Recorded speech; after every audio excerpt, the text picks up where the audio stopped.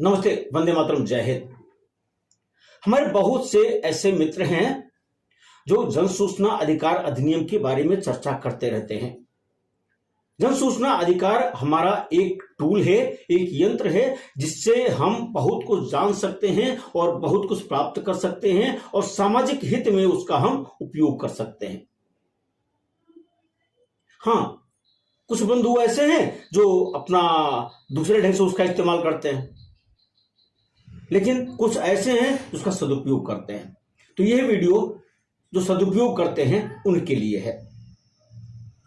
आप जब जन सूचना आवेदन प्रस्तुत करते हैं तो 30 दिन के अंदर जन सूचना अधिकारी आपको जवाब देते हैं और जो भी जवाब उन्होंने दिया उससे आप एग्रीड होते हैं तो आपको फर्स्ट अपील के लिए प्रोविजन होती है। उसके तहत फर्स्ट अपील करते हैं विद इन 30 डेज। और अगर वहां से भी जवाब नहीं मिला तो स्टेट इंफॉर्मेशन कमीशन जाते हैं और वहां से आप सेकंड अपील के माध्यम से रेमेडी प्राप्त करते हैं। लेकिन बीच में एक रास्ता और होता है जिसको ज्यादातर लोग अडॉप्ट करते हैं, खासतौर से जो जन सूचना आवेदक होता है। उसको जन सूचना आवेदन के उत्तर में जो भी डॉक्यूमेंट मिले या नहीं मिले तो वो क्या करते हैं, रिमाइंडर देते हैं या जो उनको सूचना मिल गई है उस पर अपनी आपत्ति देते हैं कि हमको ये चाहिए था, ऐसे ऐसे आपने हमको नहीं दिया है या भ्रामक सूचनाएं दी हैं, आप कृपया हमको सूचना उपलब्ध कराएं। अच्छी बात है, आपने उनको बताया। लेकिन आप सोचिए, आप जब भी कहीं भी एक कदम बढ़ाते हैं तो कानून के दायरे में बढ़ाते हैं। जन सूचना अधिकारी भी जो निस्तारण करते हैं कानून के दायरे में करते हैं। आप भी जन सूचना आवेदन प्रस्तुत करते हैं कानून के दायरे में करते हैं। तो जन सूचना अधिकारी को पूरे जन सूचना अधिकार अधिनियम में रिव्यू का जुरिडिक्शन नहीं मिला है। यानी आपके जन सूचना आवेदन के क्रम में एक बार उसने जो भी पत्र दे दिया वह फुल एंड फाइनल है, उसमें वो कोई चेंज नहीं कर सकता है अनलेस एंड अनटिल कोई क्लेरिकल मिस्टेक ना हुई हो।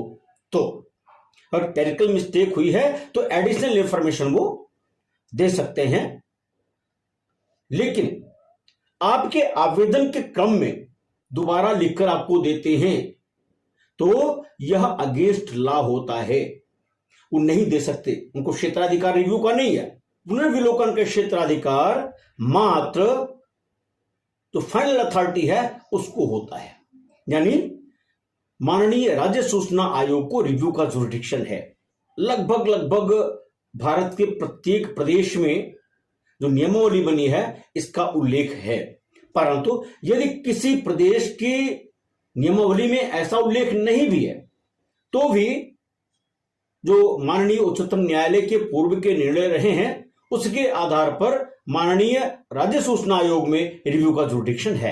आपने जब एक बार जन सूचना आवेदन का निस्तारण कर दिया तो दोबारा उसी जन सूचना आवेदन के क्रम में आप सूचनाएं नहीं दे सकते, चूंकि आपके हाथ बंद हो गए। अब आपको अधिकार नहीं है कि उसको दोबारा आप देखें। हाँ, अगर क्लेरिकल मिस्टेक कोई हुई है तो एडिशनल आप भेज सकते हैं। लेकिन अगर जो सूचना आपने पहले दी है उसका नेचर चेंज होने वाला है या ऐसा कुछ है कि जो पहले आपने डिसीजन लिया था वो फ्रस्ट्रेट होने वाला है तो भी आप नहीं कर सकते, क्योंकि इसकी एक सीमा है। आप जब किसी जन सूचना आवेदन का निस्तारण करते हैं तो वो न्यायिक प्रक्रिया के तहत करते हैं, न्यायिक विवेक का इस्तेमाल करते हुए करते हैं। तो अगर हम ब्रॉड स्पेक्ट्रम में देखें, बहुत व्यापकता के साथ देखें, तो आप मोर ओवर अगर अधिकतम कर सकते हैं तो क्लरिकल मिस्टेक को दूर करने के लिए ही कुछ कर सकते हैं, इसके अलावा नहीं कर सकते। अगर करना ही है तो जब फर्स्ट अपील अथॉरिटी का कोई आदेश आ जाएगा तभी आप कुछ कर सकते हैं, अन्यथा की स्थिति में नहीं कर सकते हैं। तो एक बात यहां स्पष्ट हो गई कि जो फर्स्ट अपील अथॉरिटी है ना तो उसको और ना ही जन सूचना अधिकारी को यह शक्ति है कि वो मामले का रिव्यू कर सके। यानी रिव्यू का क्षेत्राधिकार मात्र माननीय राज्य सूचना आयोग में निहित है, ना कि प्रथम अपीलीय अधिकारी अथवा जन सूचना अधिकारी में। तो जन सूचना अधिकारी और प्रथम अपीलीय अधिकारी को इन बातों को ध्यान में रखते हुए ही अपने न्यायिक विवेक का प्रयोग करते हुए जन सूचना आवेदन अथवा प्रथम अपील जन सूचना का निस्तारण करना चाहिए। फिर कभी मिलेंगे आपसे नई बातों के साथ, नई समस्याओं के साथ। तब तक हमें अनुमति दीजिए। हाँ, अगर चैनल को सब्सक्राइब नहीं किया जरूर सब्सक्राइब कर दीजिएगा। वंदे मातरम, जय हिंद।